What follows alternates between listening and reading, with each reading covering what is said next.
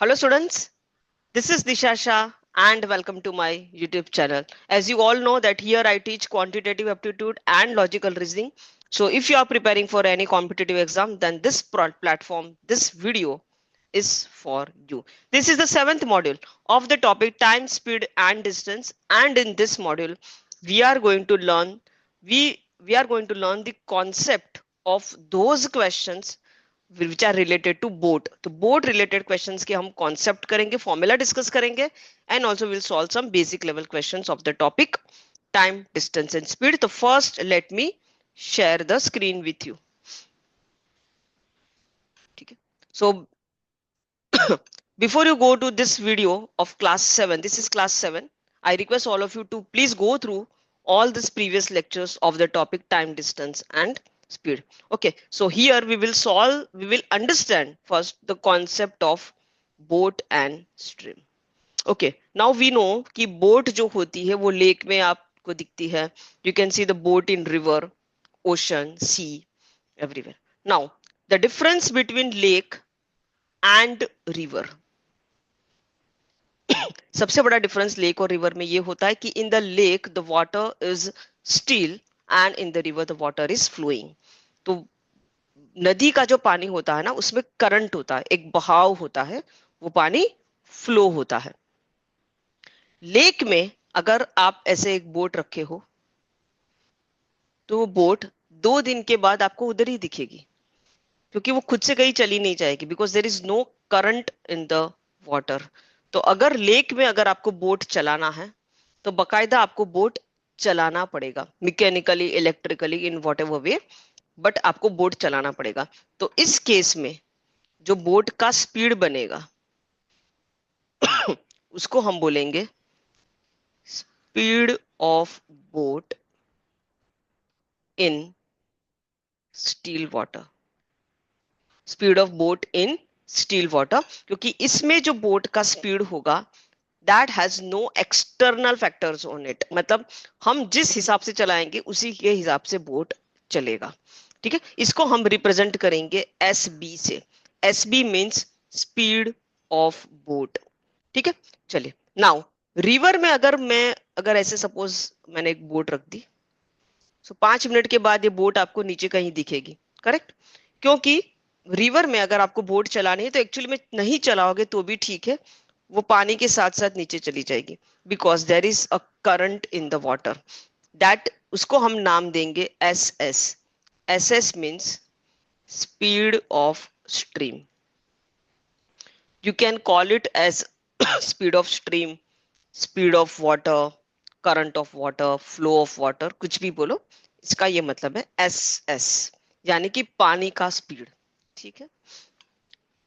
अच्छा, now in river we know it is easy to go downstream than to go upstream. पानी में नीचे जाना इजी है, पानी में ऊपर जाना मुश्किल है. वो इसीलिए because when we go downstream we go with the flow of water and when we go upstream we go against the flow of water. तो नदी में 2 स्पीड होता है, एक होता है डाउनस्ट्रीम स्पीड, एक होता है अपस्ट्रीम स्पीड. डाउनस्ट्रीम स्पीड को we will represent as S D.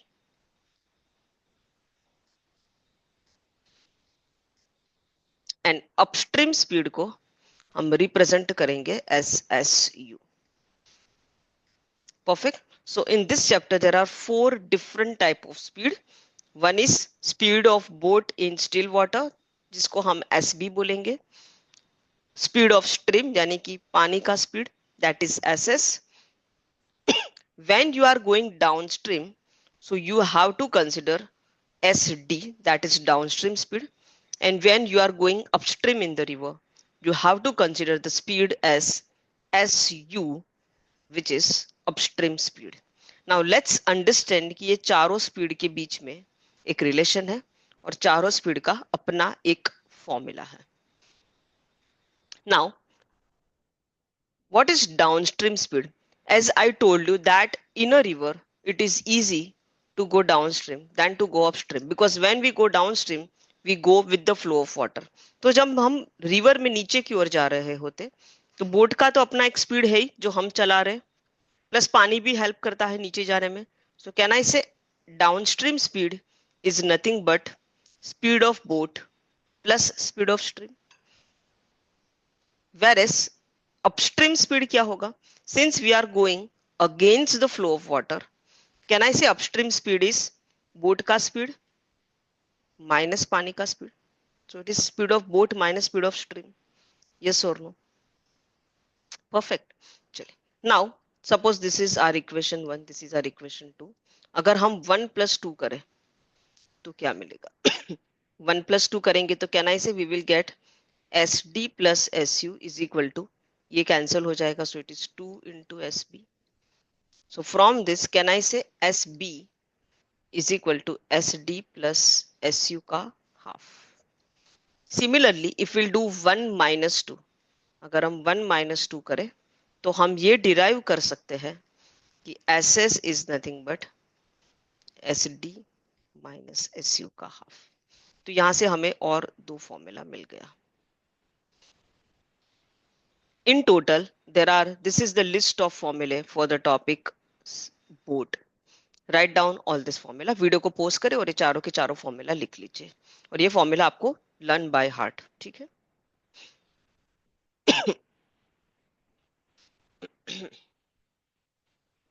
ठीक है. चलिए. Now, generally speed of boat, can I say it should be greater than speed of stream? सोचो आप एक रिवर में हो. This is a river and this is the boat. And पानी का स्पीड है 10 kilometre per hour and boat का speed है 5 kilometre per hour. And suppose if you want to go upstream, आपको ऊपर की ओर जाना है, क्या आप जा पाओगे? नहीं, क्योंकि आप 5 किलोमीटर ऊपर जा रहे हो, 10 किलोमीटर नीचे आ रहे हो. तो बेसिकली आप ऊपर नहीं जा पाओगे, आप नीचे ही चले जाओगे. सिमिलरली अगर दोनों का स्पीड सेम हो जाए तो क्या होगा? SB and SS. सपोज पानी का speed is 10 kilometre per hour, boat का speed is also 10 kilometre per hour and if you want to go upstream, क्या आप ऊपर जा पाओगे? नहीं, आप वहां के वहां ही खड़े रहोगे. इट मींस कि जनरली बोट का स्पीड पानी के स्पीड से ज्यादा होना चाहिए. Then only you can go upstream. Downstream जा सकते हो, अपस्ट्रीम नहीं जा सकते. ठीक है. चलिए, ये फॉर्मूला जो है उसको थोड़ा समझ लेते हैं, याद रह जाए तो कुछ बेसिक वाले क्वेश्चंस कर लेते हैं. एक चीज का ख्याल रखेगा कि देयर आर 4 स्पीड एंड हर एक स्पीड का एक फॉर्मूला है. ये 4 स्पीड में से अगर हमें कोई भी 2 स्पीड दिया है, then we can easily find the other 2 speed with the help of formula. तो कोई भी 2 स्पीड दिया हो तो आपको ये पता होना चाहिए कि हाँ, मैं बाकी की 2 स्पीड निकाल लूंगा. कैसे? ये यहां देख लेते हैं. आप देख रहे हो यहाँ पर ये 4 स्पीड है, SB, SS, SD, SU. 4 में से मैंने हर जगह पे कोई तो 2 स्पीड लिखे हैं, आपको बाकी की 2 स्पीड निकालनी है. कैसे? First case, speed of boat is 10, speed of water is 2. So downstream speed क्या हो जाएगा? We know downstream speed is nothing but boat का स्पीड प्लस पानी का speed. Correct. So this is nothing but 12 and upstream speed we know boat का speed minus speed of stream. So that is equal to 8. Next, SD is given, SU is given. आपको boat का speed निकालना है. Boat का speed का हमें formula पता है, downstream speed plus upstream speed का हाफ. तो दोनों को ऐड करो, 10 प्लस 4 14, 14 का हाफ 7. सिमिलरली SS के लिए क्या करोगे? Downstream speed minus upstream speed, जो भी आंसर आएगा उसका हाफ. यानी कि 10 माइनस 4 6, 6 का हाफ 3. नेक्स्ट, बोट का speed is 10, downstream speed is 15.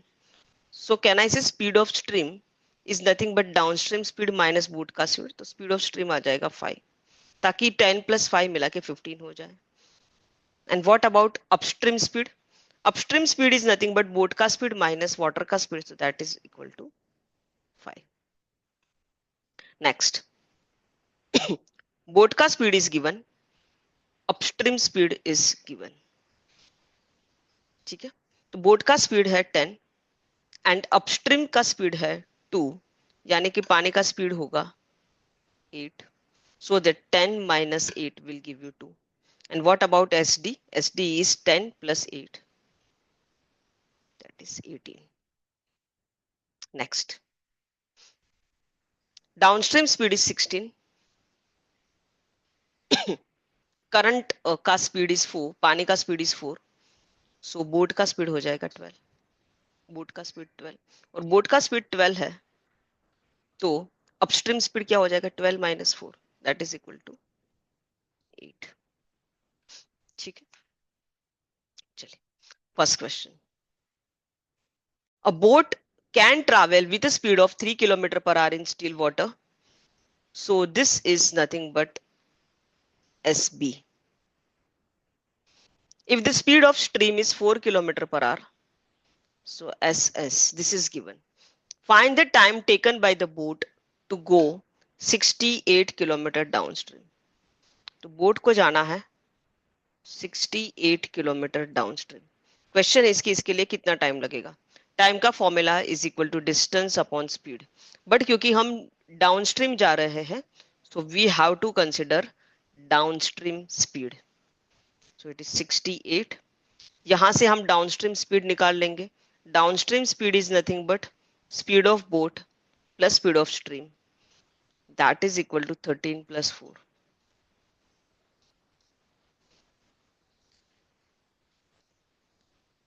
So answer is 4 hours.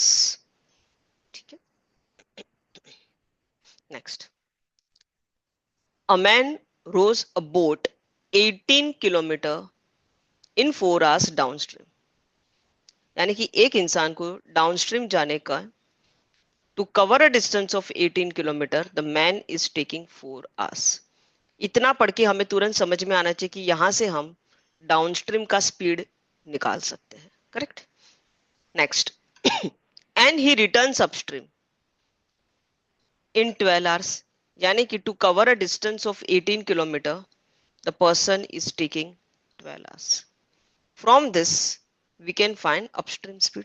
Speed is equal to distance upon time. So here this is 18 by 4 which can be written as 9 by 2.